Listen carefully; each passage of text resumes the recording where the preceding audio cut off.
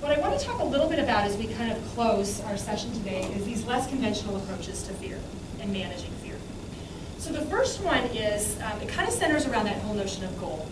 The more attached we are to a given goal, the more likely we'll be to experience an emotion around that goal.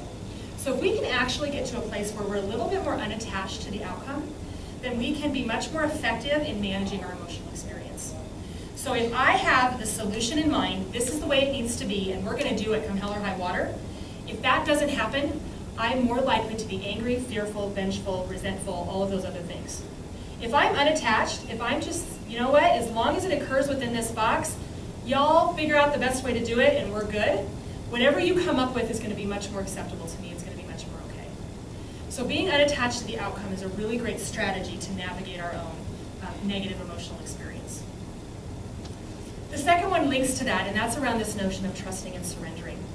When we're in work environments, particularly highly intense work environments, we have a hard time letting go and trusting that there's some bigger outcome occurring.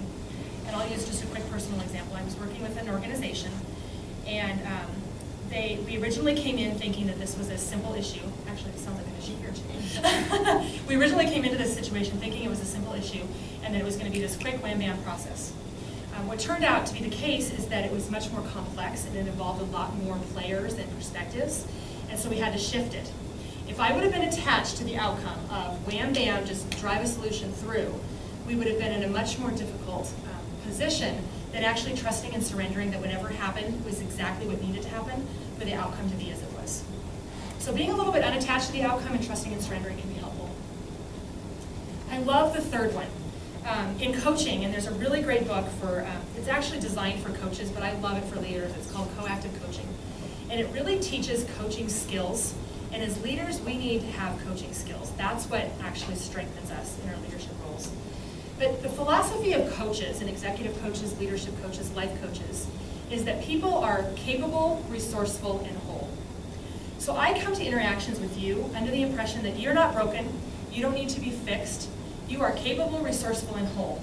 And as a result, when I have a difficult dialogue with you, I know that you have those three characteristics that you're bringing, and that you can actually come to this discussion from a much different place than if I were to make the assumption that you were broken and needed to be fixed. So if you even think about it from the perspective of a performance management conversation, how differently would you engage in that dialogue if you thought people were weak and broken and needed to be fixed versus they're strong, capable, and whole? Say you had to lay someone off through no fault of their own.